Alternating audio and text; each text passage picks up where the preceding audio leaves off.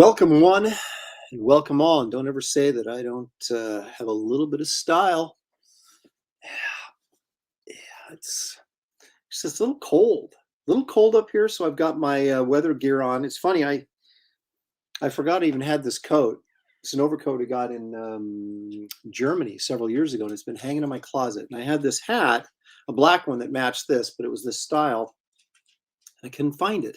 And we had the wedding, of course, this weekend of my son, which went great. It was fabulous. I thought, I'm wearing this. So I got this expensive suit I'm wearing. I'm wearing this over the top of it. And I couldn't find the hat. But my wife had bought me this hat for Christmas. And she goes, here, just take this. It's an early Christmas present. And so now I've got a new one of these. And this is from Brooklyn Hat Company. How about that? So I know I still have the hat that I got from Germany someplace that matches this coat, but we're going to have to do with this for right now. But anyway, so I just got accustomed to wearing this, and it's just like, oh, it's so warm and cozy. And so here I am. Welcome, everybody, to Aaron Live. I know I haven't been doing any of these for a while, and you know why? Because I'm working, and I want to get Wraith of God done on time for you guys. And so I'm diligently working on it and not live streaming as much. So that's kind of where I'm at. And I'm going to share some stuff here real quick. But let's check the chat, see who's here on this pre-Christmas edition of Aaron Live, last second live stream. Oh, Past Master Dan is here first. Not that it means anything, and that's absolutely true. It means nothing, but we thank you for joining us and being first in the house. Everybody wants to know about how was the wedding. Well, I'll tell you in just a second here. Dr. Mask's Retro Elixir is in the house. Leg Kick is here because Leg Kick is almost always here. Let's see. Jeff Potts. Yo. Hey, Skits Comics is in there. I did his show, I don't know, a couple weeks ago. Was it that long ago already? Groovy Guy's got the crazy comics. You want to check out his stuff. He's got his own YouTube channel as well. Merry Christmas back to you, Skits. Appreciate it. Can only hang for a few minutes, but thought I would say hi and Merry Christmas. Thank you, Dr. Mask. Appreciate it. Thanks for taking the time just to drop in, even if it's only for a few minutes. Ooh, nice Newsies cap. Yeah, you like that? I can go. It was the 20s. I go out and deliver papers. Let's see. Kevin Thomas is here. Aaron looking like Andy Capp for Christmas. There you go. So the 1920s is back in vogue. It is indeed around here. Let's see. Nope, no style at all, Aaron. Oh. Well, Merry Christmas. Let's see. What kind of hat is that? I never know what to call that style. I can't remember either. Cool. Vintage cool, I call it. I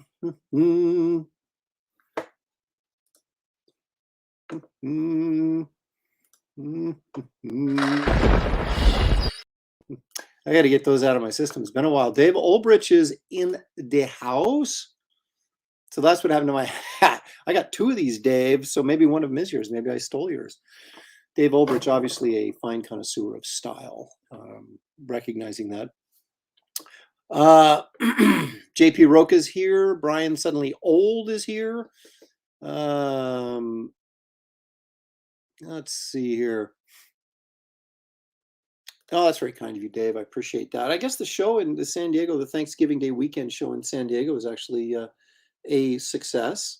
Although to me, I don't know, man, having to wear a mask for like 4 straight days all day long, and that would drive me nuts. But I'm probably gonna have to do it in the summer, so I guess I better adjust to it.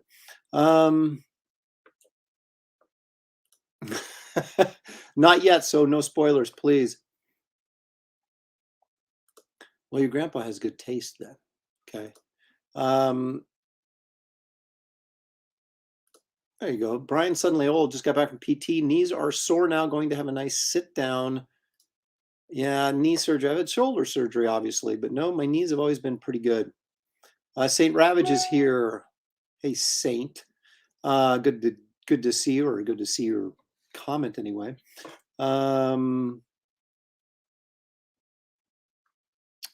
Jeff Potts, I'm actually in transit to the mother-in-law's house for Christmas. How about that?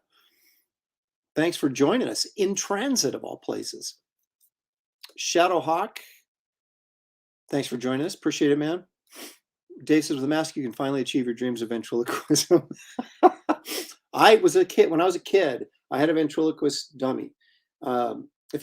We used to get these like Sears catalogs, and J.C. Penney catalogs and stuff, and their Christmas catalogs, and then all the toys and stuff that you could get, right? So we'd go and make our Christmas lists based on what we saw in the catalog. And I don't know, I was like second grade, maybe third. And they had Edgar Bergen, actor, father of Candace Bergen, was ventriloquist, comedian, and they had like a line of his ventriloquist dummies you could get, like Danny O'Day, Mortimer Snerd, and Charlie McCarthy were his three characters. And I wanted Mortimer Snerd because he was the doofy looking one. And ended up getting Danny O'Day, who was like the least interesting of all three of them. Well, I thought it was hilarious. I started working on my ventriloquism right away, and that lasted for about 6 months. But anyway, so I had my moment of ventriloquism. Hey, Aaron, entertain me. My snacks are grapes and gorp, not trail mix. Gorp. What the heck does that even mean? What is gorp? Seems to me I've heard that before, but that's someone's going to have. That's obviously a what do you call it? An acronym, or what are that? The letters stand for something. So,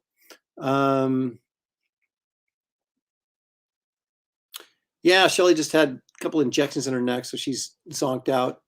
But I will pass on the season greetings to her.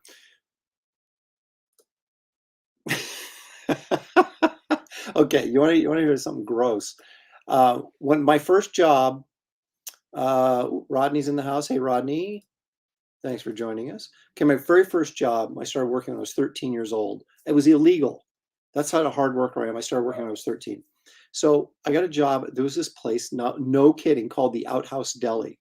I mean, if you think about that now, you're like, who would name a restaurant the Outhouse? Okay, but that's what they did. And the gag was all the sandwiches were named after magazines, right? Because that's what everybody would use for toilet paper back in the day, was they'd tear the pages out of the magazines, right? So you could get the Mademoiselle, the Sports Illustrated, the Cosmopolitan.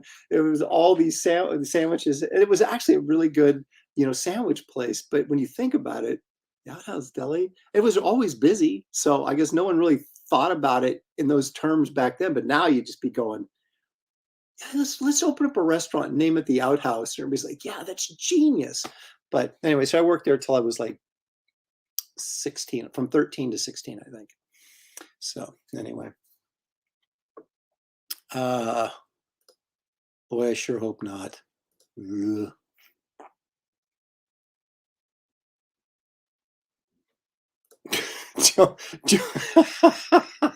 We didn't have a meatloaf sandwich. We did not have a meatloaf sandwich. Oh, the dog. Cue the dog. Are you kidding me? Roofing when you were 9? Oh, that's hard work, especially in the heat. And shut that dog up.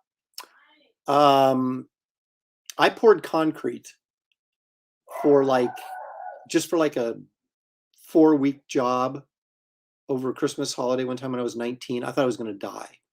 That was like the hardest job I've ever had in my life. One of my best friends, his father, owned a concrete contracting business, and we were pouring walls for this huge warehouse business. What do you call it? A business park, where they have the big, square, rectangular, huge warehouses people would rent out for whatever. And we were pouring walls for that thing. Holy crap. That was hard work.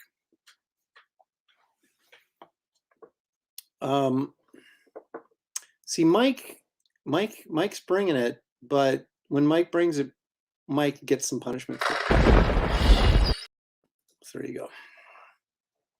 Just can't stand the style. Speaking of Mike, let's take a look at a few things. I have been diligently working. Hold Oh, look at that.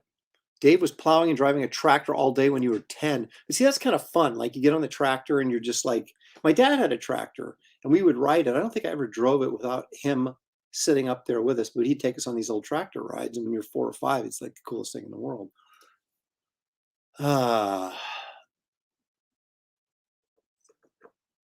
Okay, so let's take a look at what I've got for the sticker set so far. Now, this is going to be a set of 6 stickers that everybody that's backed Wraith of God gets. It's just free. It comes with it. And basically what they are stickers of characters from the little Prestiverse. So let's take a look. Now, there's the Garbage Man sticker right there. Let me blow that up if I can. Oh my gosh. Dog has been completely silent all day. Okay. So we have that, which is the that's the Garbage Man sticker. Now that's the piece I did with Danny, the Danny Mickey inked. So I penciled it and colored it, and Danny inked it. That's a really cool piece. So anyway, that's that. One of the stickers.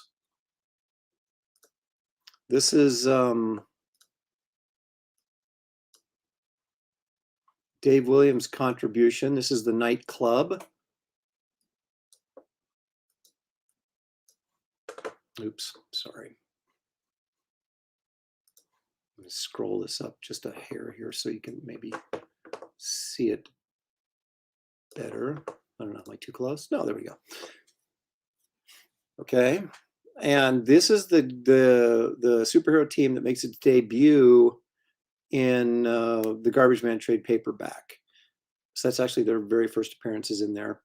And the connection to Garbage Man, the Night Club, and the Wraith of God are is put together in, or at least introduced in the epilogue that'll be at the end of the Wraith of God graphic novels. So there's some cool stuff in there. And then finally, speaking of Mike Miller, this is the Wraith sticker that Mike contributed, and I colored. I just thought he had did this sketch, and I thought it was really cool. So I said, I want to use that. And so I did. And there it is with, again, the wonderful colors by, me. So anyway, there's 3 of the stickers out of the 6 sticker set. And plus you also get an Empire Comics logo sticker. So it'll be like 7 stickers. It'd be like Christmas in April when you get this. So anyway, so I wanted to share those with you because it's the season of giving, right?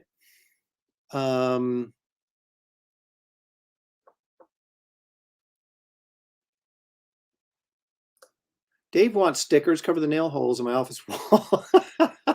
I got the Marvel sticker set when I was little, right? I may have bought it at like someplace like Kmart, and it came in this big sheet. Maybe there was a couple sheets, I can't remember, but they had like Spider-Man and Daredevil and the Hulk and all this kind of stuff in these stickers. And I took them off and I stuck them all over my room and all over the furniture and stuff. I wish I'd kept them on the sheet because probably would be worth some money right now. But anyway, Doc Blaylock is in the house. Just popping to wish you all a very Merry Christmas. Thank you so much, Doc, and Merry Christmas to you as well. Aaron is hashtag Hat Club. Absolutely. Good old Raisins and Peanuts, first cited in 1913. I must have missed something in the chat. Is that a Wraith monkey? Let's see. I covered a hole in my daughter's door with a Lone Star sticker. Glad you got some use out of it. Oh, man. All right. So let's, Bill Meacham, who is a regular attendee on these live streams and also a Facebook friend, gave me the suggestion last week. He said, you should draw the Joker as Santa Claus. And I thought, that's great. I'm going to do that after I take a drink. It's water. Don't be alarmed.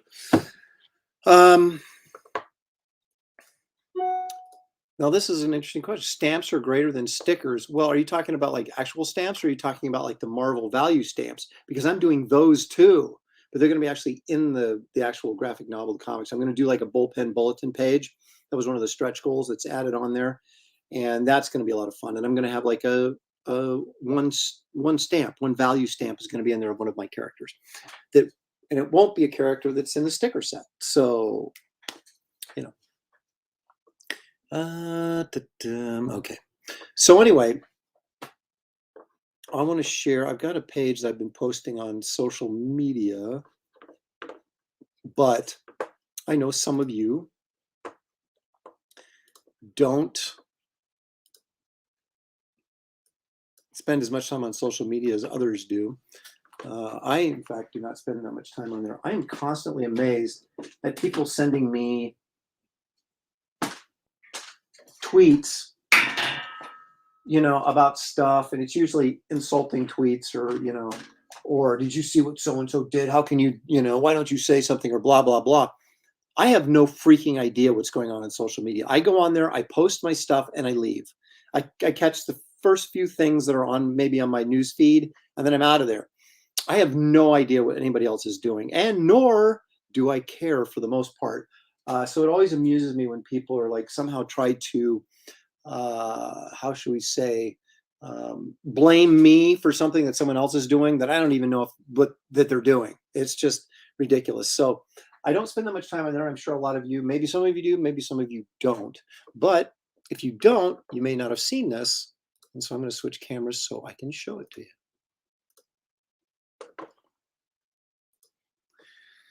All right, this is kind of cool. So I was working on this page, and this is interesting. You can see the difference. I used India ink with a brush to do in his cape. This is all marker, and you can see how it reflects differently in the light, how this is a flatter black, then this is more of a varnished looking black. It's very interesting. Obviously, it all scans and prints the same, but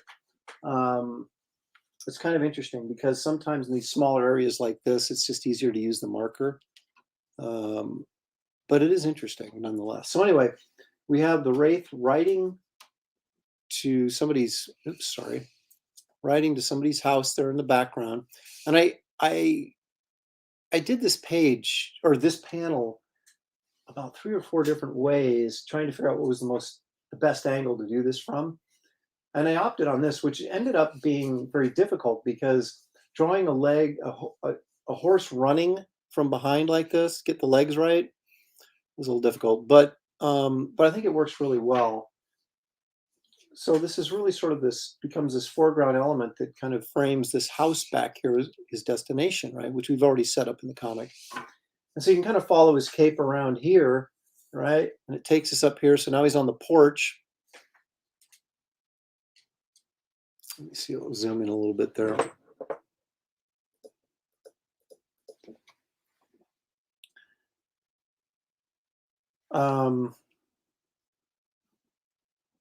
Which kind of leads us down this way to right here. He goes in the house, gun drawn, ready for action. We have the Wraith up here now, so we just can kind of go up here, and we can go. Table's been broken, chair's broken, there's blood on the floor, something's going on. And then here to the close-up where he basically calls out somebody's name. We turn the page, we get a big splash page of something that we just have to wait till the comic comes out to see, followed by a double page spread. So I'm going from this, I'm going splash page, then double page spread. So a lot of action, cool stuff coming up after page 28. This is page 28. So yeah, I'm working on 30 and 31 right now, which is the double page spread. Okay, so that's your Wraith update for the day. That is a white piece of paper. Anybody interested? I still have this available. That's 9 by 12, Jolly Santa. And remarkably, I still have this available, which is 11 by 14. I think I did this on Mike Miller's show, and of course I won with it, but even beating the great David Williams. So anyway, I still have that too. If any of these pieces are of interest to you, feel free to email me or message me, and we can work out a deal, I'm sure. Okay, let me do one more quick read of the let's see, of the messages here. A lot of conversation back and forth. Just a couple of minutes left of my break. Great to see you, Aaron, in the chat. Thank you, Stat0, for dropping in. You're absolutely right. It isn't my job to police, and I refuse to do it. Going to take off. Have stuff to do. Merry Christmas to everyone. Thanks, Saint Ravage, for dropping in. Appreciate it. Ain't never going to catch me sending a negative tweet. Aaron's way for the record. Have a great day, all. Thank you so much.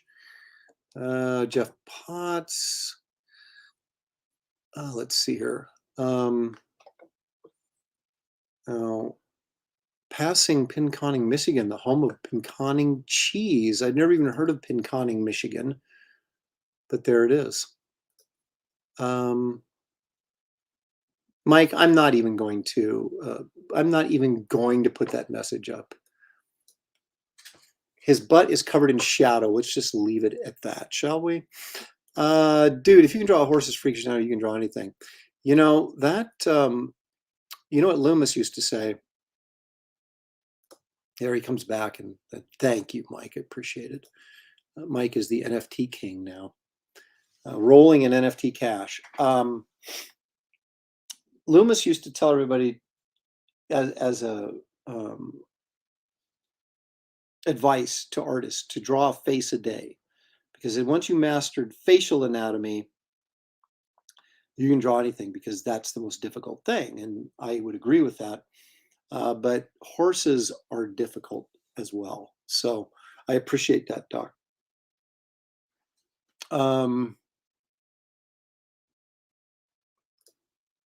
Leg Kick is speculating that, or it's a drunken brawl after Friday night. That's why there's a broken chair and blood on the floor. It could be, but this guy's kind of a hermit living by himself. So it's probably not what happened. And of course, I'm not going to tell you. You have to read it to find out. Clydene's in the house. Hey, Clydene, thanks for joining us. I hope you're having a great holiday season. And let's see,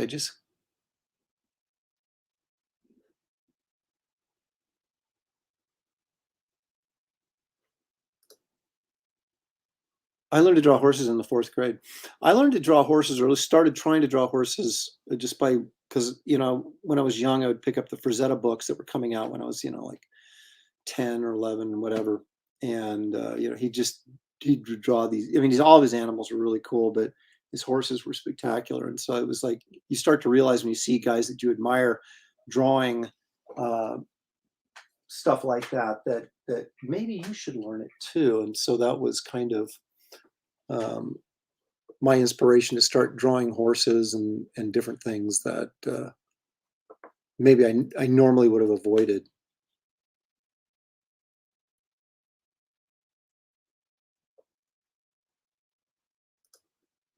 John Smith is actually celebrating the fact that he's actually home for a Lopresti video. How about that? It worked out great.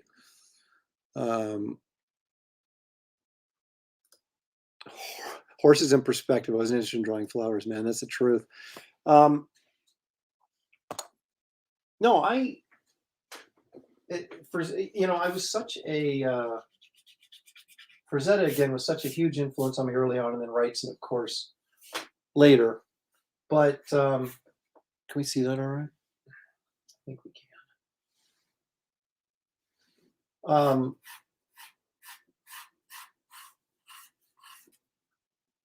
But Frazetta never drew cars. I mean, he did, because he had his Johnny Conant strip that he did back in the day. But if you look at all of his dang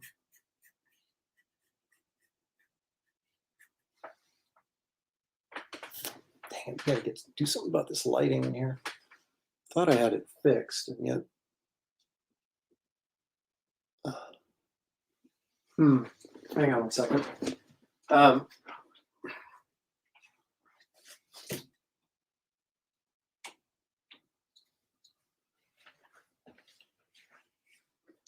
Is that better? That's better. Okay. So what I was saying was that Frazetta, when he's doing all his paintings and stuff, it was always, barbarians and that type of thing, and it was never, rarely cars. And I became such a big fan of fantasy stuff because that's what Frazetta did, and then later, of course, Wrightson, that I never spent any time at all learning how to draw cars. And even to this day, it's something I suck at. I could not, if you said on command, hey, Aaron, draw a cool looking car, it wouldn't happen. I'd have to pull reference for it. But I can pull off a decent horse. So, although in this day and age, it's probably more valuable to be able to draw cars than horses, but when you're doing a Western comic, it isn't.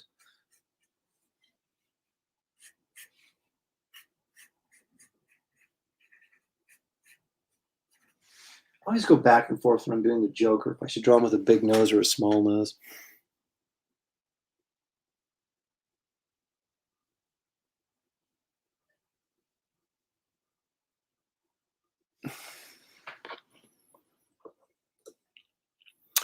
Aaron, easy Star Trek trailer was the name of the what was the name of the Constitution? It was the Constellation, wasn't it? You're talking about the ship that was just Commodore Decker's ship, right? It was the Constellation, wasn't it? Joe will tell us in a few seconds if I'm right or not. Pretty sure I'm right.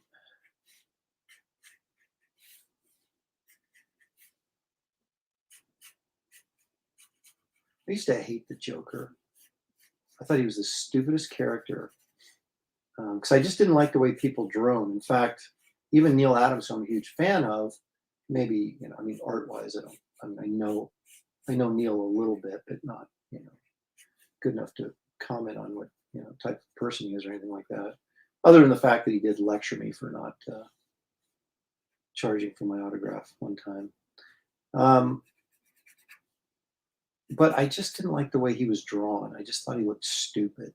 And then Boland drew him in The Killing Joke in a very different way. And that's how I started drawing him ever since. And he became like this really cool villain, thanks to The Killing Joke. And yeah, Alan Moore's story and take on the character was really great, but it was Boland's visuals that really sort of made it for me. Because if they had drawn the Joker like, he had been drawn in all the decades prior to Killing Joke, it wouldn't have done anything for me, regardless of how good the story was. But I think Boland sort of redefined the look of the character, and it's sort of stuck, I think.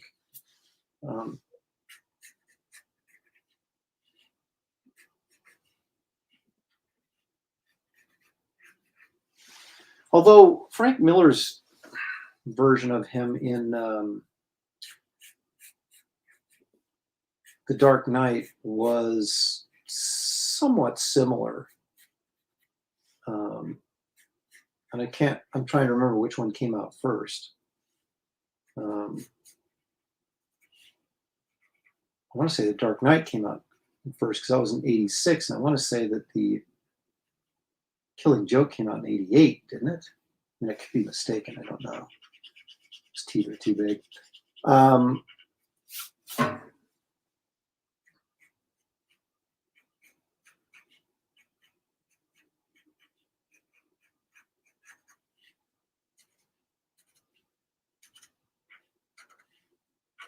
But regardless, whoever gets credit for it,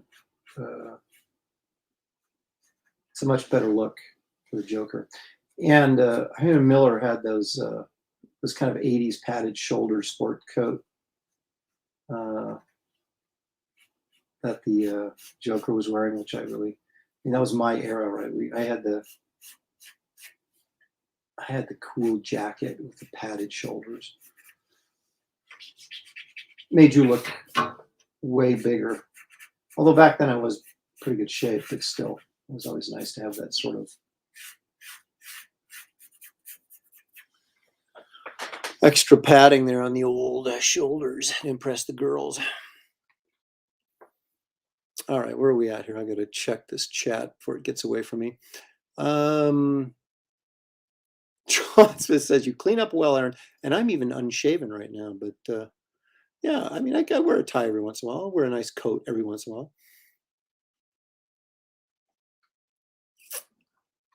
Eric Boyd looks like he's got something going on there. So, Eric, I didn't catch everything in the chat, but congratulations on getting a publisher, I guess, lined up for your project. That sounds great. Jeff Brussel, greetings from rehab. I'm gonna assume that's physical therapy.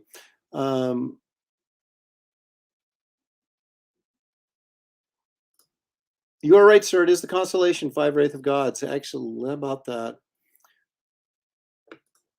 Garcia, yeah, but I'm not saying it was bad. I'm just saying that the design, I didn't like that design that Neil lectures are, even those who can't draw. It's probably true, isn't it? Oh, man.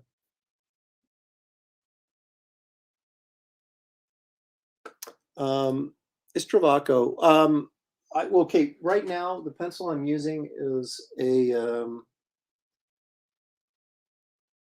Derwent Graphic, and it's an HB lead. After many years of experimenting with different leads, HB to me is the perfect one. It's right in the middle. It's not. I hate to sound like Goldilocks, but it's not too hard and it's not too soft. It's just right. But this is what I used to draw my pages with, and then I switched to a mechanical pencil. And this is a 0.3. I started off using a 0.5. But then when I wanted to get really, really super tight detail, I switched to a 0.3, and then I just went ahead and used a 0.3 all the time. So that's what I use when I'm drawing comic book pages. When I'm sketching, I use these Derwents, HBs.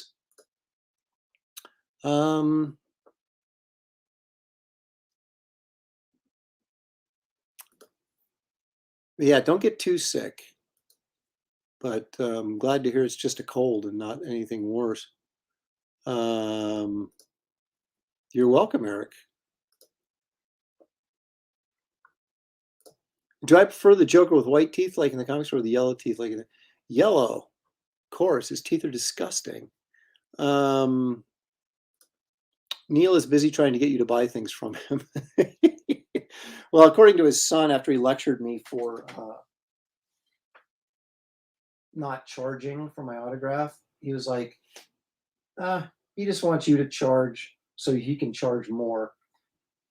But it was so funny because I kept saying to him, as he was telling me all this, I kept going, Neil, I'm not you. I'm not Neil Adams. I can't charge $50 for my autograph. I said, I'm lucky if anybody wants it at all, let alone trying to charge for it. So, I mean, I do charge now after 10 signatures or after 5 or something. I don't know. It changes depending on my mood. But because I'm getting to a point where I've been doing this so long that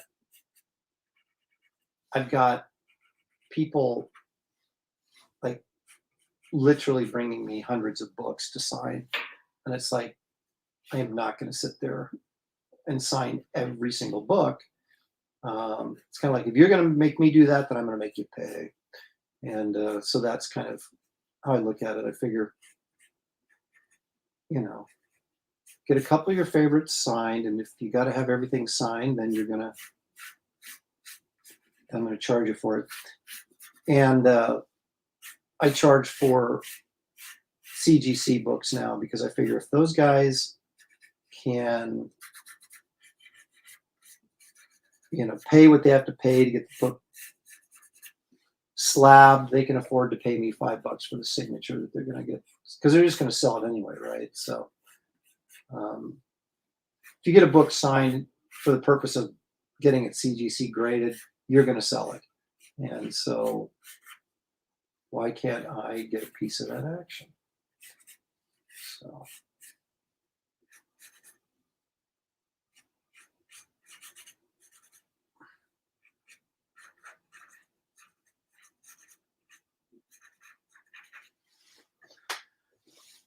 But it's always felt weird to me to charge people for an autograph.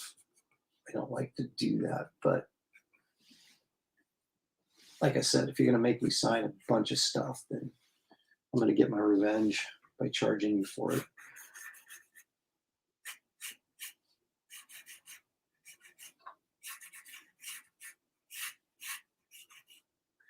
Actually, he would have a Santa collar, wouldn't he?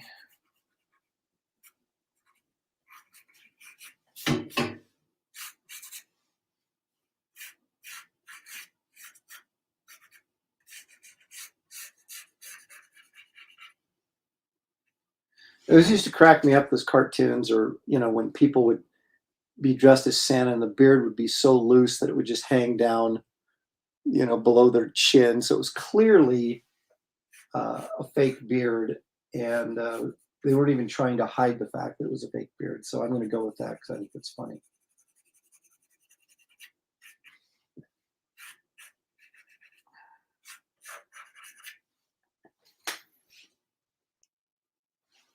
Okay. Says 0.03. I tried that because I love the thin line, but I'm too heavy-handed and I snap the graphite all the time. It's very annoying, and they clog constantly. But it's like what's worse, breaking your lead all the time or constantly having to sharpen your pencil. Both are annoying. If there was some way that someone could create a pencil that never gets dull, now you're onto something. Or that would have like a self sharpening. Although I guess that's the point of a mechanical pencil is, right? Is you don't ever have to sharpen it, but they clog all the time. Even the 0.5s clog all the time. Drives me nuts. Nuts, I tell you.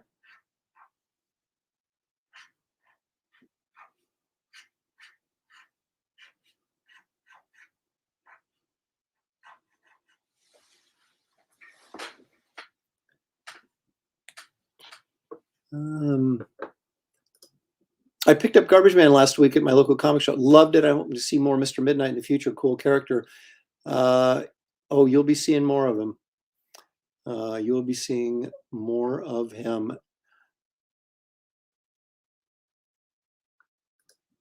I always liked Sale's piano keys teeth. Yeah. Tim Sale he's referring to.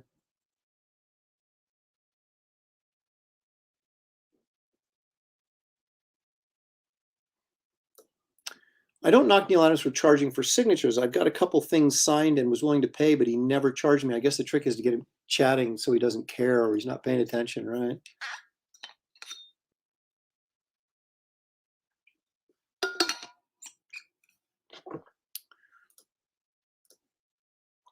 It's Joker Clause or should it be Joker Clause? Get it? I get it, but I'm going to give you one of these. Boo! It's not a quality joke. Well, a lead holder, you still have to sharpen the lead, right? Terry Dodson uses a lead holder, at least he used to. Get by those leads, those big long leads, and then have a lead holder, and then just, sharpen the lead.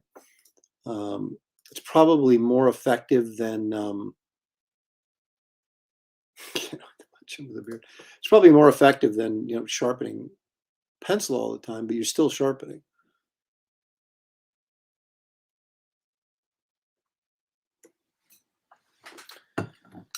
So anyway, but yeah, obviously you can obviously see the Boland influence on my Joker, because to me that's still just the definitive look. Now the nose is probably not the same. I'm constantly messing around when I draw the Joker, like I said, with either sometimes a big nose, sometimes a thinner nose.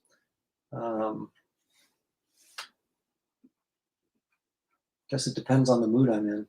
But if I ever drew a Joker comic, I probably would be consistent with his nose. I would hope so. Decide on a look and stick with it probably would be a good idea.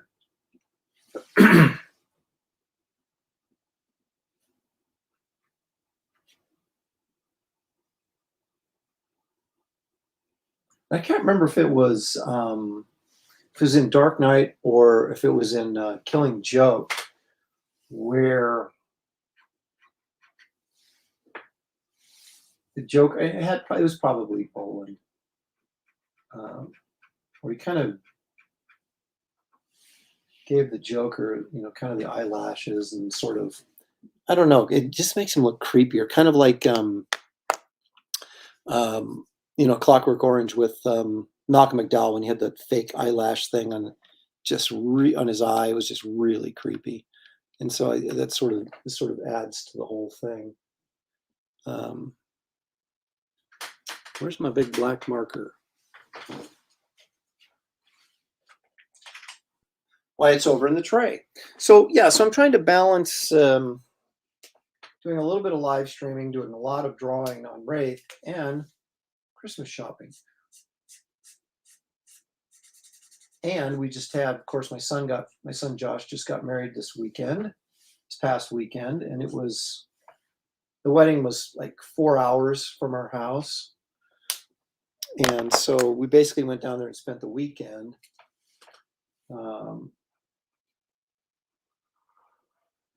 Had a really good time. He had a very small wedding. So those of you who are friends of the family that didn't get invited, that's why, because they were too afraid that they would schedule the wedding, and then we have real uptight, shall we say, politicians in power around here, and they were afraid that during the winter months that there was the possibility that they could shut down public gatherings or something because of COVID and screw up their wedding. So we had to go someplace in Southern Oregon where they're not quite so uptight about that stuff, and they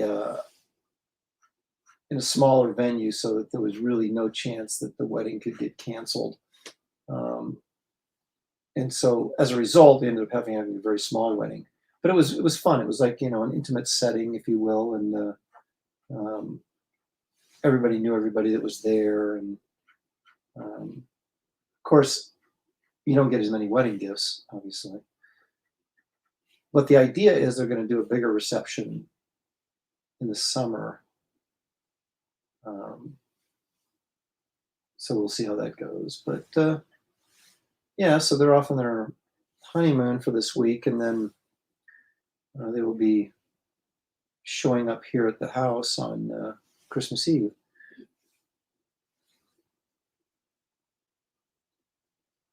My daughter just got back from college just in time for the wedding, and so I bought the Christmas tree and put it up, but I did not put any decorations or anything on it because she wanted to help decorate the tree. So it's been very un-Christmas-like around this house, waiting for all these pieces to kind of fall into place. And so we finally decorated the tree last night. So we have a fully lit and decorated tree now.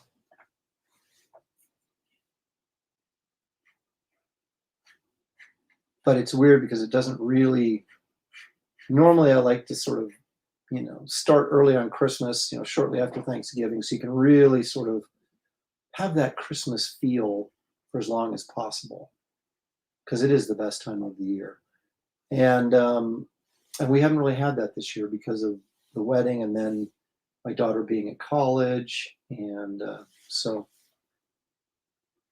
hopefully this week of Christmas, we'll get real kind of hardcore about everything, and it'll really sort of feel like Christmas again.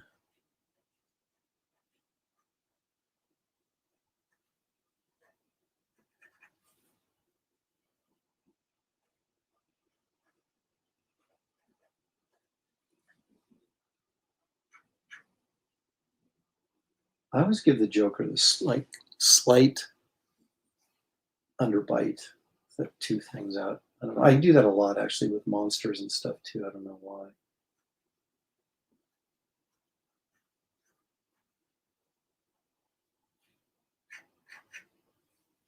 I'm using a 0.5 or an 0.5, I should say, micron to ink this. Normally I use a 0.8, but my 0.8s have really used them up working on Wraith because I'm using almost exclusively microns to ink Wraith of God, with the exception of some of the bigger areas of black where I will use my brush to fill in all the black and stuff. But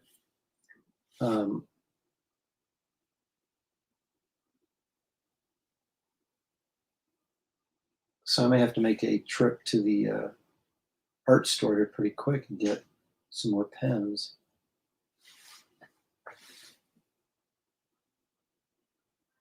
Plus, I used a lot of these pens to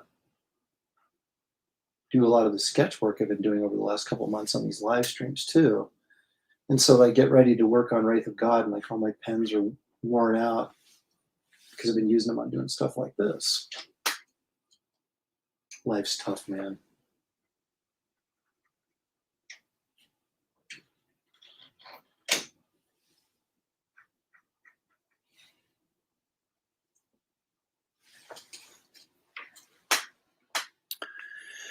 Aaron, Neil reviewed me once, but when he didn't rattle me and make me quit, he said, "Okay, kid, here's the real review. He has always been great to me and my kids. Did you ever experience that?" Sort of. When I was down in film school down in LA back in the mid to late 80s, Neil was opening up a continuity studios in Los Angeles because he had, you know, his advertising studio that he had in New York that he started back in the 70s.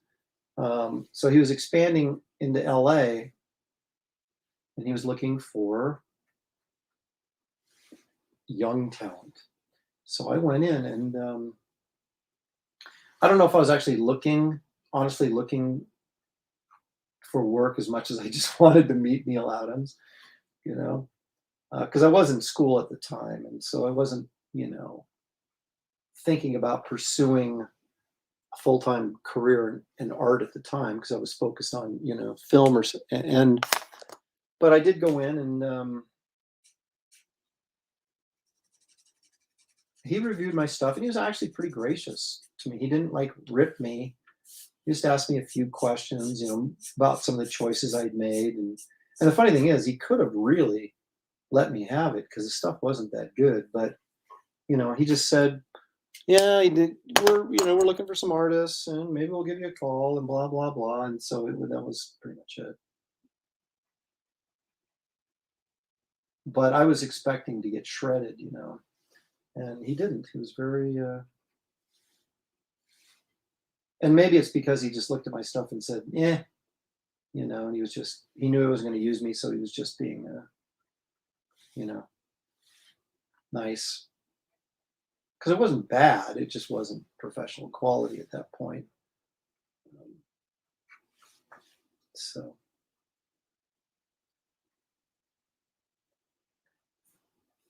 But I don't think, other than that, and then me getting lectured for not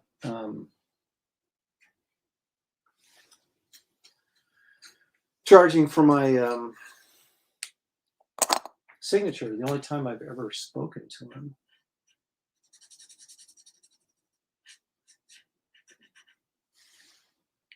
Very, I don't want to say I'm antisocial because I'm not, but although I'm going to say I'm not antisocial, then I'm going to describe antisocial behavior to you. So maybe I am. I mean, I can talk to people when I need to, and it's no problem. But and obviously, I don't mind getting in front of the camera or talking to large crowds or things like that. But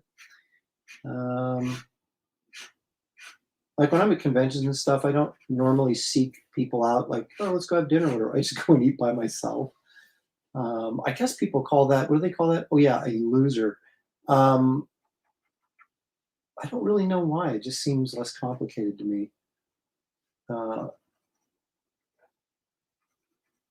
have my dinner, go back to my room, and either sketch or watch TV. And I didn't always used to be like that. When I was younger, of course, we went to dinner with a lot of people at cons and things like that. Clydine remembers if she's still in the chat. Used to hang out quite a bit back in the early days for me of San Diego, and John Smith, of course. I don't know, people I'm friends with, and I've been friends with for a long time. It's like, oh, I'll go hang out with them, but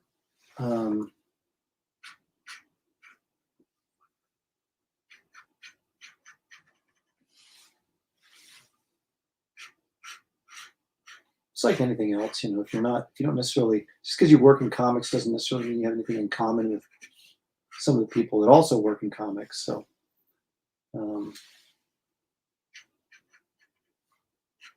I don't know. I always just take the path of least resistance, well, let's see, I'll just go to dinner. Then I don't have to talk to anybody. They can go to my room.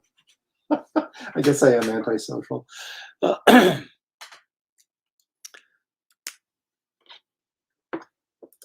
Oh, is this Paul Anthony says, I met Neil before he even started. How about that? Wow.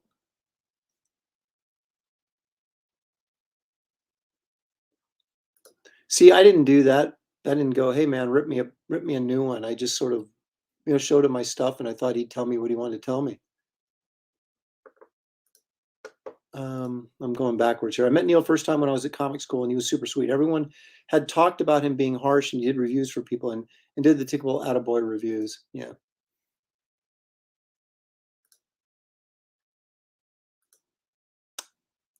Aviator. Get it?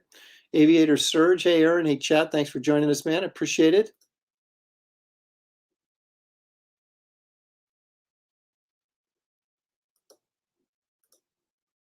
There's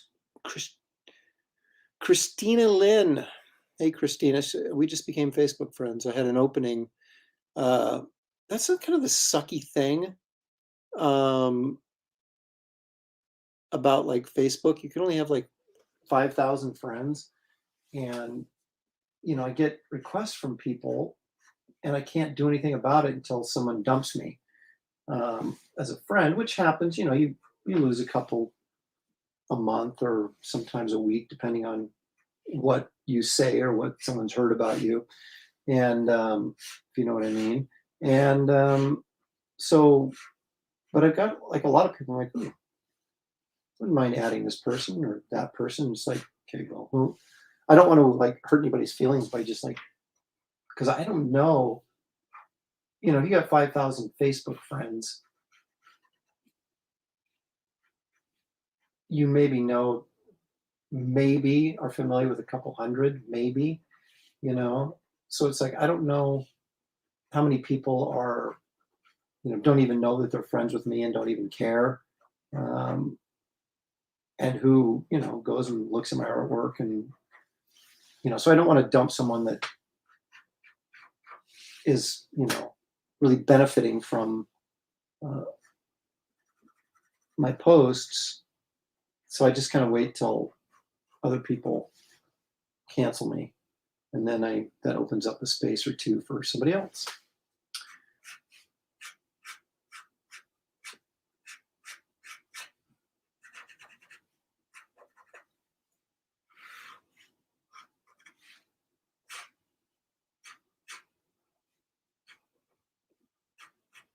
I also want to mention before I forget, I've got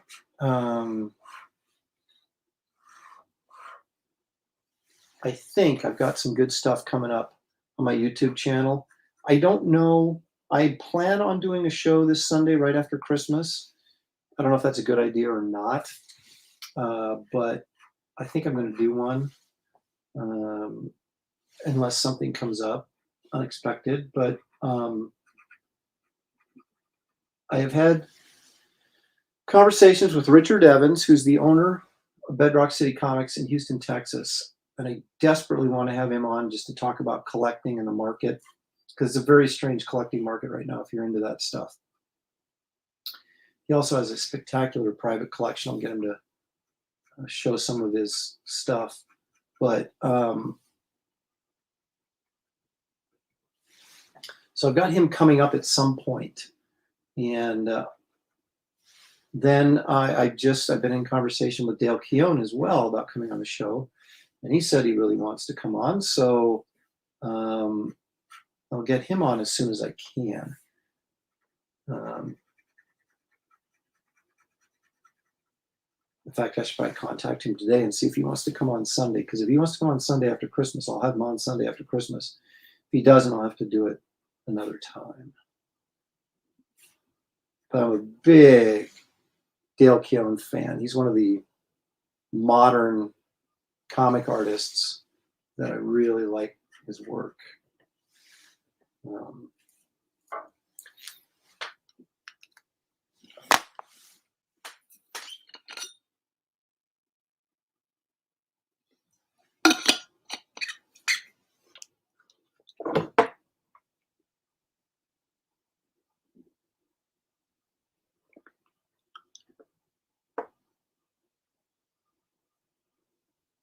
let's see. What was this? What's this here? Leg kicks. He drew over a hand on a friend of mine's submission. My friend went to say something, and then Neil signed it.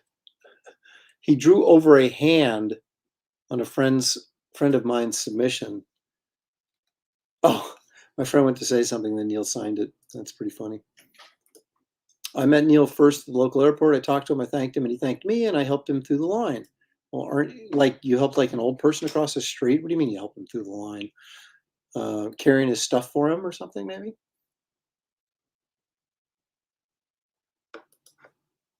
Aaron, who do you think who's right? Shatner by far. I think George Takei is petty at best. Some of the stuff.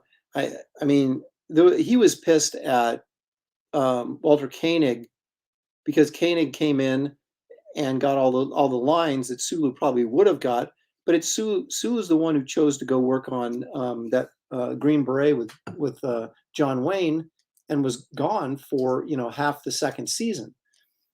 And so of course Chekhov was there, so he got the lines, and then he became the more popular character.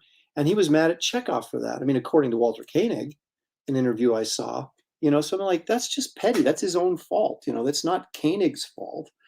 And so I think a lot of the stuff he has against Shatner is just garbage. I mean, I'm not saying Shatner was a wonderful guy or anything. I don't know him, but just from what I've read and the behavior I've seen from George Takei on social media and some of the stuff he said, I would take Shatner's side on that one.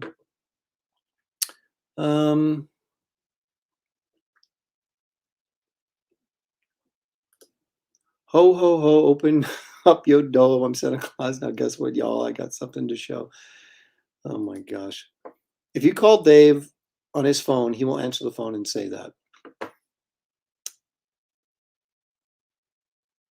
I always think I'm getting a recording because it sounds exactly the same every time.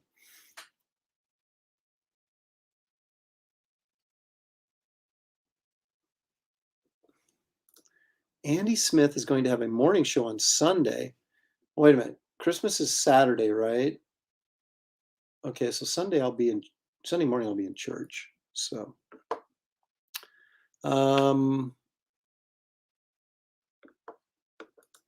well, once I'm gonna message him today and see if he wants, because I mean, day after Christmas might be hard for a lot of people. It just depends.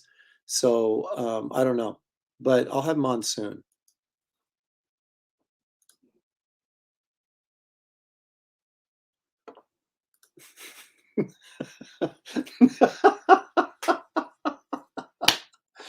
Oh, okay, that's good.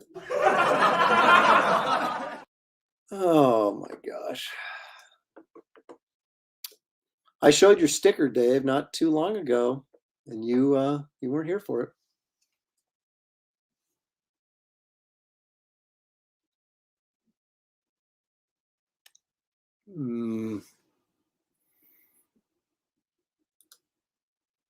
We open on Christmas Eve, but technically it's morning because we edit until midnight. Is that that's probably a response to somebody else?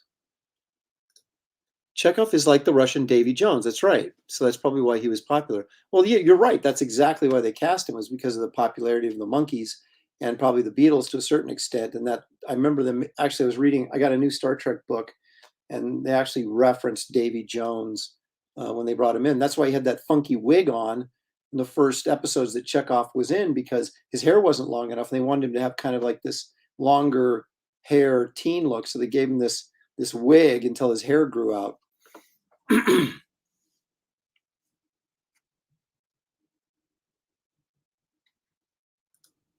Yeah, okay, like Randy, let me tell you the chances of me being up at 5 a.m. my time. That'd be 0.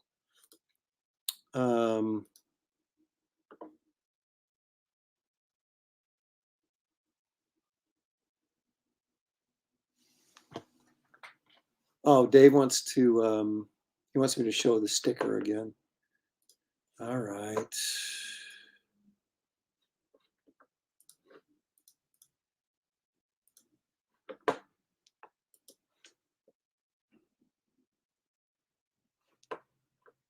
I have to push, of course, as you know, 6 buttons to.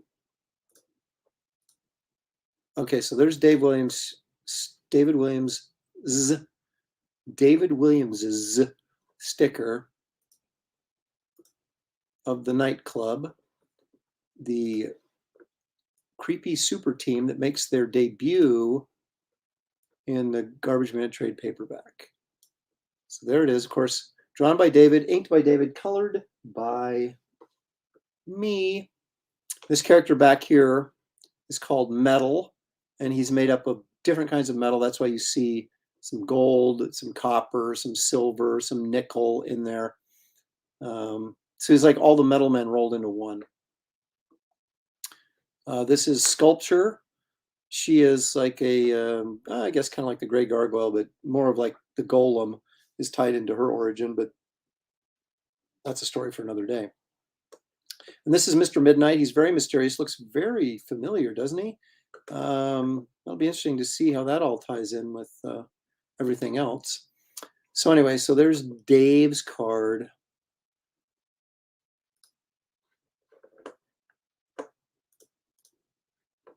There's the Joker as Santa. All right. Well, let's do a little marker on this thing and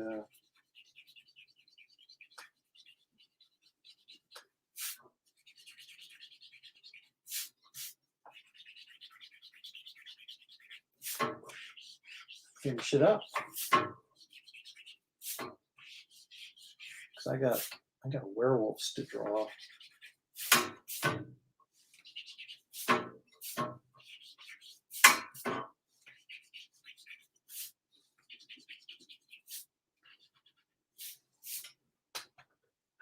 I think in The Killing Joke, Bolin did like a little yellow tint, or whoever colored it, a little yellow tint in the Joker's eye as well, which kind of gave this kind of creepy, jaundiced look.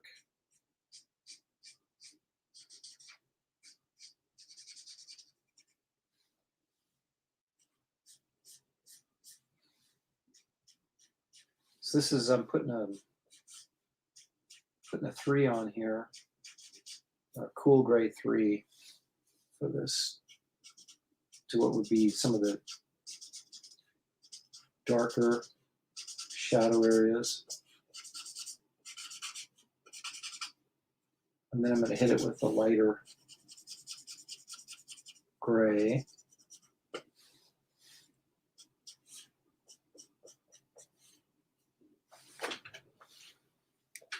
If I can find my lighter gray. Oh, there we go. The studio is such a freaking colossal mess. I can't even.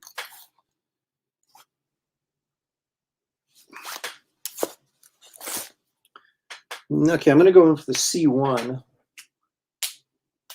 over the 3 here.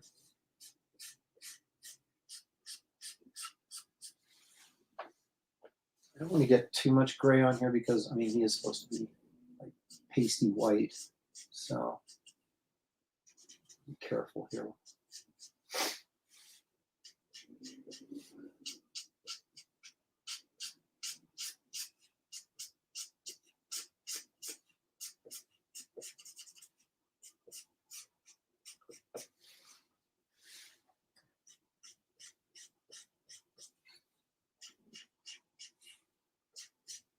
Actually, that kind of dark circles under his eyes makes him look even creepier, which it's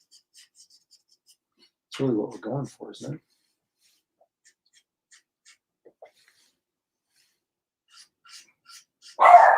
And cue the dog.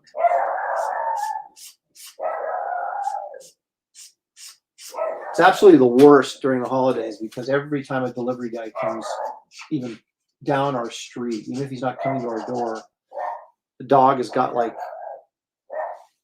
memorized what the delivery trucks sound like.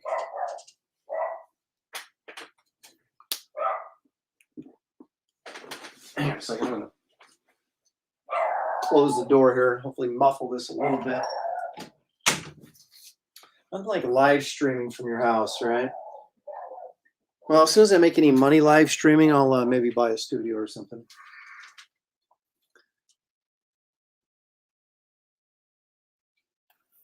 There we go.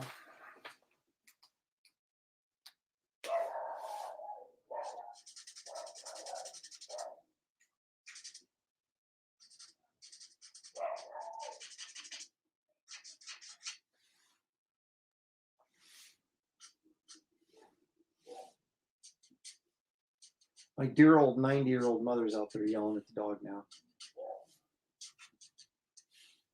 Keep it down. Okay.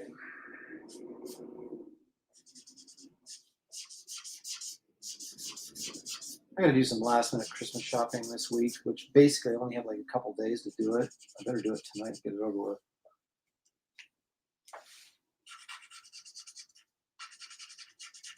I've almost got everything, but there's always, you're looking for that sort of interesting, goofy little gift you can give somebody that wasn't on their list or no one was necessarily expecting, but you say, that is so, that's so Shelley, that's so, whatever, that you just got to get it. So I recently refilled my reds.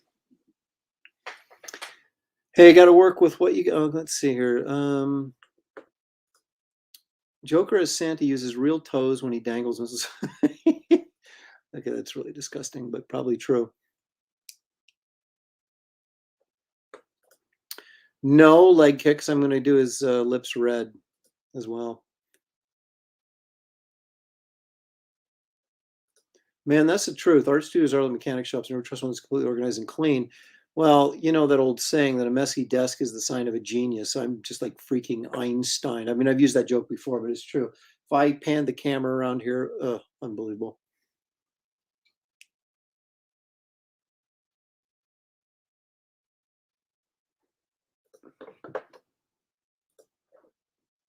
Boo!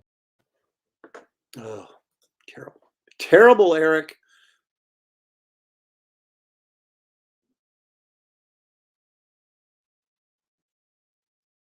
There's David in capitals, loving on his sticker art. So,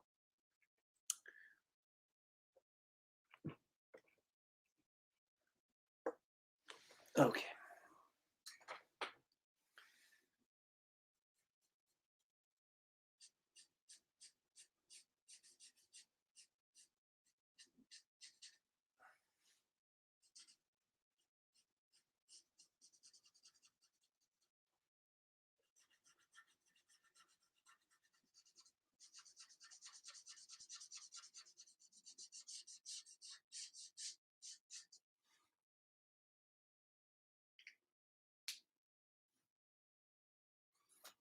So what color does the Joker's eyes?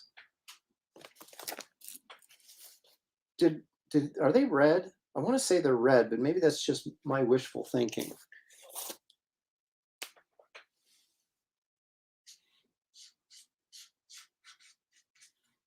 And there's a little bit darker gray down here in the beard.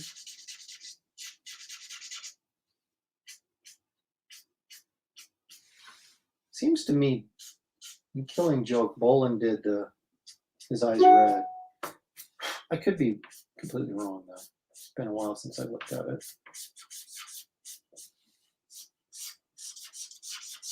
Yeah. My pen's running out, but that's all right. I don't need it for much.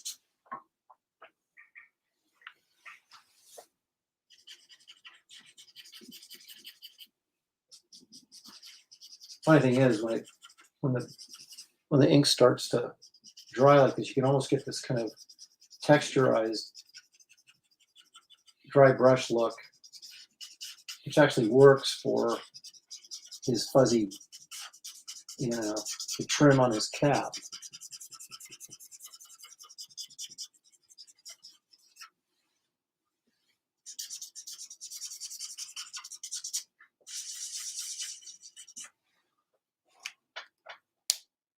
Just like that.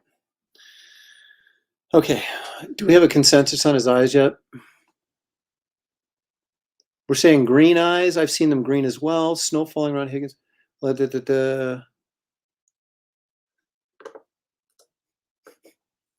Joker as Santa likes to decorate the bowels of holly. Okay, that's so bad. I'm going to have to go right here. Eric, you're really collecting them today. I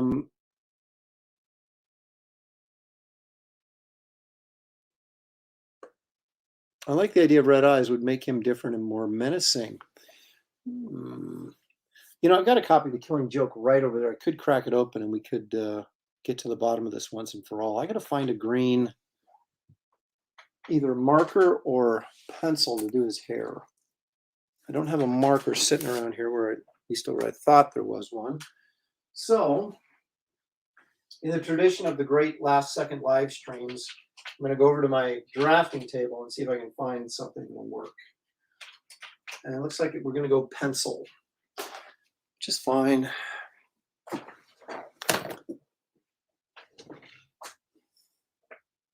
Somebody pull up a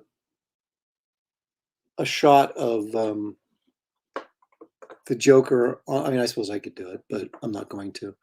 From The Killing Joke online and see if his eyes are red or not. I don't know why I want to think that they're red.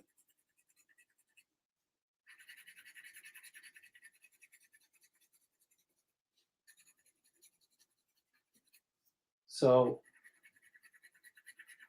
I try and keep all the line coloring here going in the same direction. You probably can't really tell in this video. And then I'll crosshatch over the top of it. That tends to do a pretty reasonable job, excuse me, of filling in the color.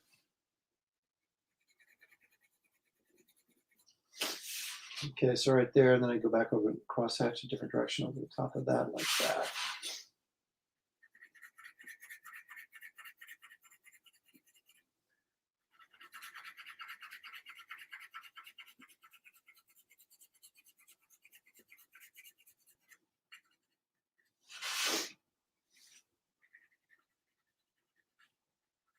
Obviously, I'm not doing a real tight, careful job because, it's a sketch.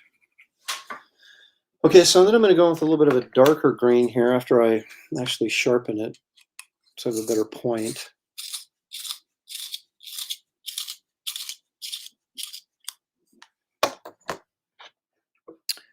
There you go, his black eyes, like a doll's eyes. Jaws quote, of course.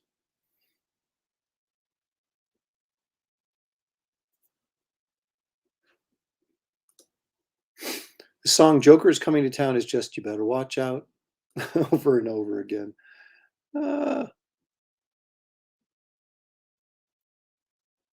Julie says, I think red eyes are more Christmassy. Well, you might be onto that. Actually, that is kind of funny because it is red and green, right? So that is sort of like the Joker is by default using Christmas colors. Okay, so this is the darker green, so I'm going to use that kind of down here at the roots. It's here, maybe A little bit here for some around the outline edges. And then do some darker strands.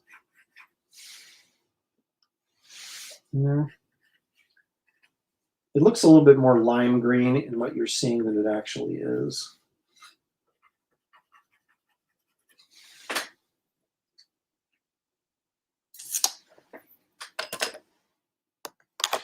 I don't want to,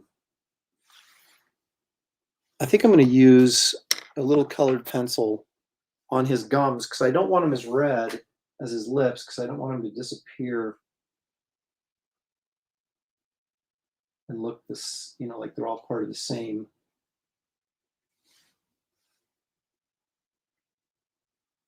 You know. So I'll do it with a colored pencil. It makes it a little bit more gummy-less looking instead of really, really bright red, which they really wouldn't be anyway.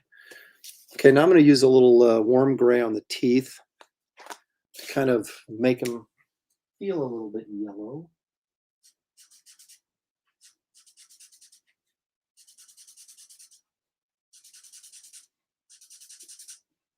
We'll assume our light source is coming this way for the sake of argument.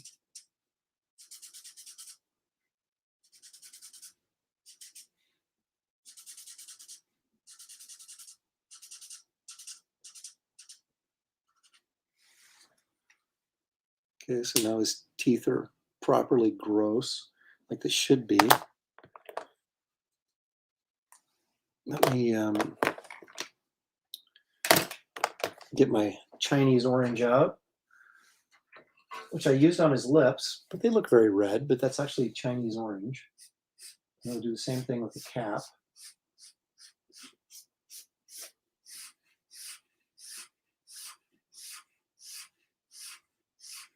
I'm going to do all these lines the same way because I'm going to crosshatch, I think, this to get a little texture in the hat.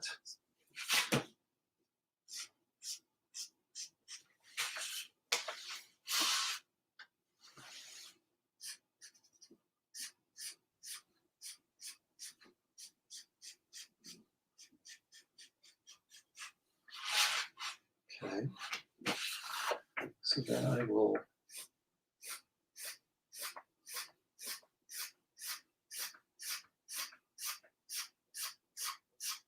probably looks like it's blending really nicely. And actually, it's not blending too bad in real life either, but you're getting a real light, on the original art, you're getting a real light kind of crosshatch texture on here that, you know, like make it feel a little bit like knitted material or something.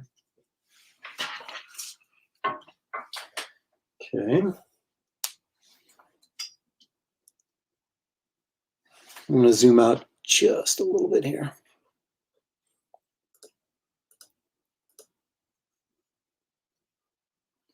So we can see, get the whole Santa Joker experience. All right, I can't take it. I'm going to grab a copy of The Killing Joke, which is right behind me here in this bookshelf. And then we shall see what we shall see.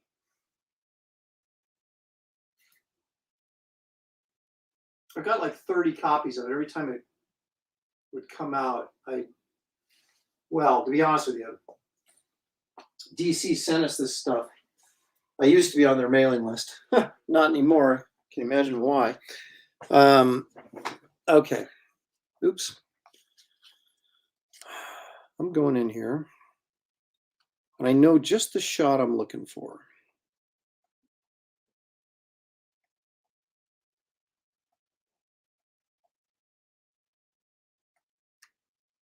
No, you know, you're right. Someone said his eyes were just black, and they are. No, they're green. I just found a shot where his eyes were green. And if I'm ripping off Boland, I might as well be consistent, right? So those are green eyes, baby. Right there. Okay, green it is. I'm going to go with the Boland.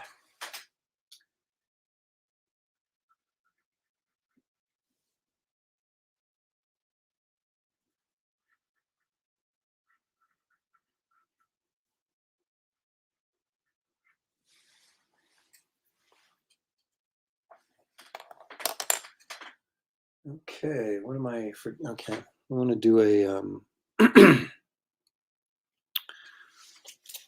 Let's see if I can find a.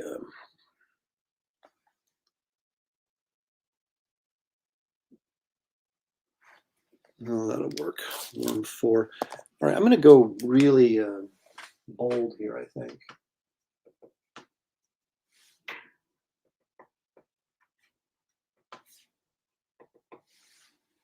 And outline this with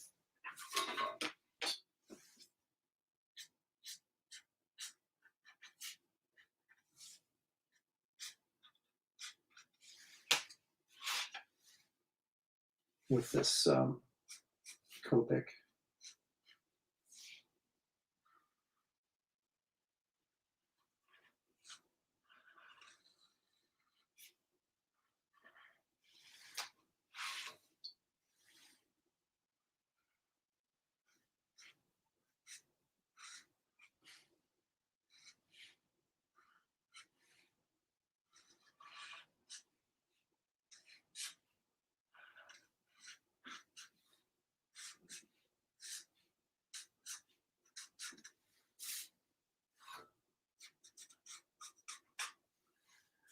Gives it a nice little, I don't know, finished look, I guess, maybe.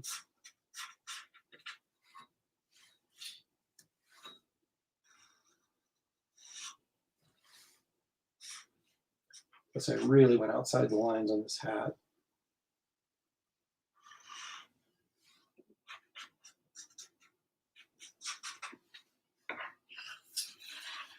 Used to get graded down in school for going outside the lines, right?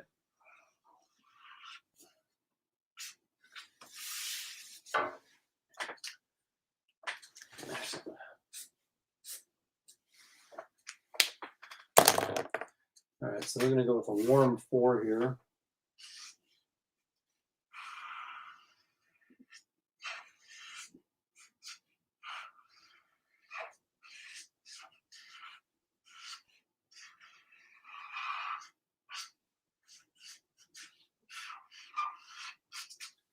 So of course, it's running out of ink on me.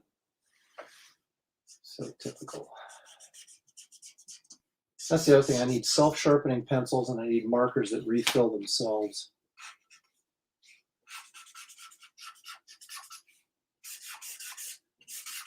Because I got to be frank with you, I am just not motivated enough to refill this pen right now.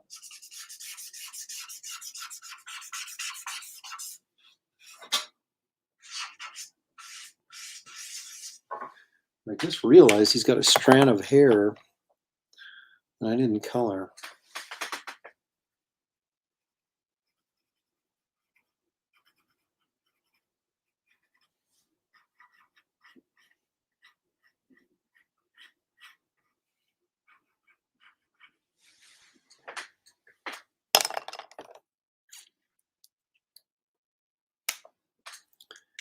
I'm going to put a little bit of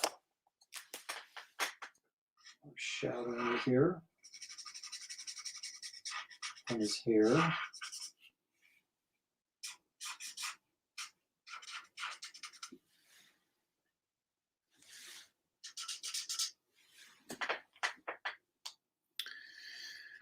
Folks, there you have it. Santa Joker is coming to town.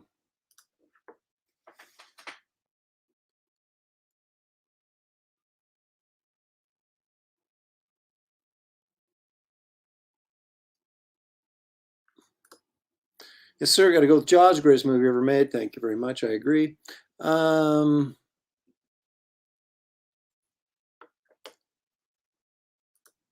Yes, Aviator Surge was right on top of it before I got there.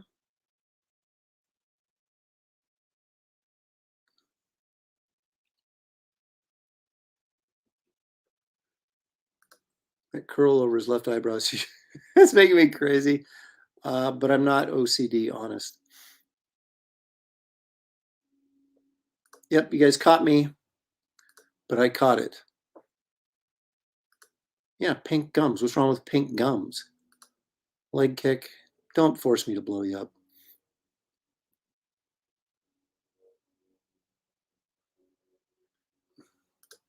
David, of course, now always being racially sensitive and in tune to what's going on in the culture.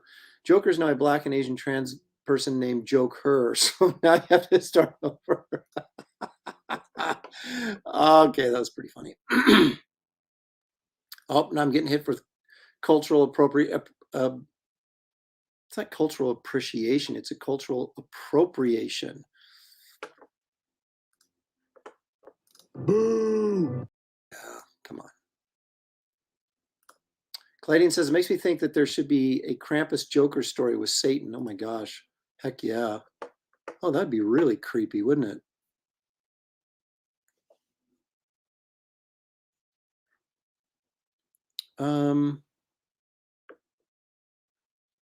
Sequential. I told you it was green eyes. You don't want to Krampus Joker Claus style. Okay. Oh gosh.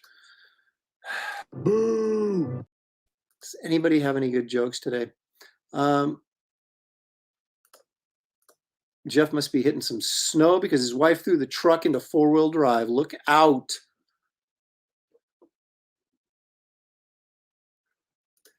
I do. She's 90 years old and going strong. I mean, she's, it's getting a little tougher for her to get around. The arthritis is setting in the hip and the ankles and stuff, but no, she's still doing good. Thank you.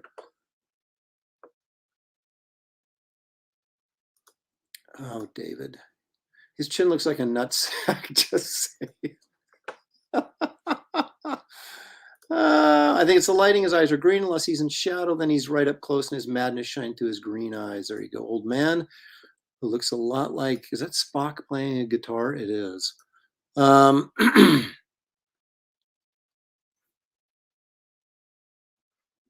Stay within the lines. The lines are your friend, of course, for coloring. Thank you, David. Appreciate it. We'll have to do Korean barbecue here very soon, I hope.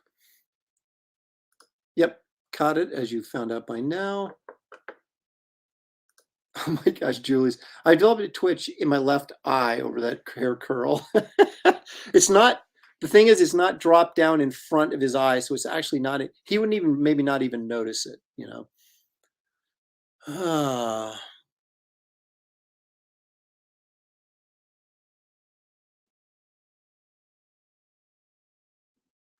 John Smith, don't forget to sign it.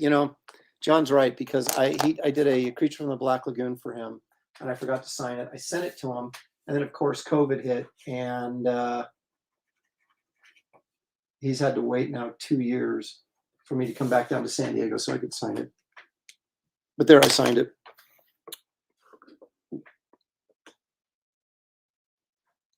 Joker would love it. Let's see here. Joker would love it when everybody is festive and merry, because that's when their guard would be down and that would be the most vulnerable. There you go. Absolutely. So what horror stories does your daughter provide coming back from college about liberals and SJW? Actually, not bad. She's at I don't call it a Christian college because it's based on a Christian college, but it's open to anybody. So most of her friends are pretty, quite frankly, she's not. She tries to avoid politics like the plague, which is probably a very wise thing, especially when you're young. So she hasn't had too many bad experiences, except what she sees on social media. But unfortunately, we're all subject to that. I'll bet he does. All right, guys. Let me get back to me. Although I don't know that my face is an improvement over the Joker's, but we'll turn some light on here so I'm not too creepy. Ooh, a little dual lighting going on there. Okay, so this is what it looks like. This may be a little bit more accurate color-wise. There you go. Santa Joker.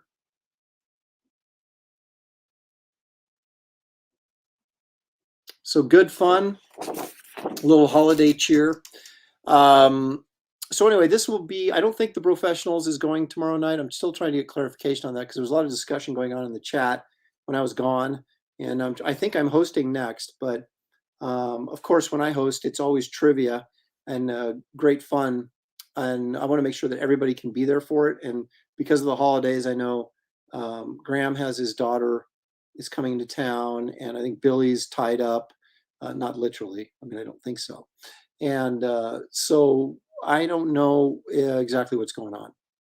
So how's that for being about as uninformative as a human being could be? But I'm looking into it. I'll find out for sure. But it may not be.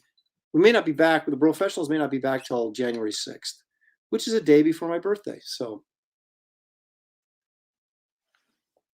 but Aaron Live will, at this point, we'll be going Sunday, the day after Christmas, and we'll see if I can get Dale on for that show. If not, we'll get him on for another one. So anyway, okay, guys, thank you for joining me. As always, it's been a pleasure. Enjoyed talking to you. Enjoyed drawing, having a little fun.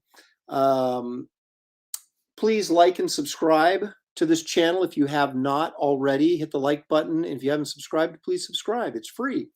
That helps me, I guess, and so they tell me it does. And everybody have a great Christmas. And if you don't celebrate Christmas, I feel bad for you. But whatever you celebrate, enjoy it, and enjoy the holiday seasons with your families if you can. And stay safe on the roads. Jeff out there four-wheeling it through the snow in Michigan. And hopefully we'll see you guys all Sunday evening after Christmas, and we can all compare Christmas presents. So anyway, again, happy holidays. Thank you for joining me, and we'll see you guys soon.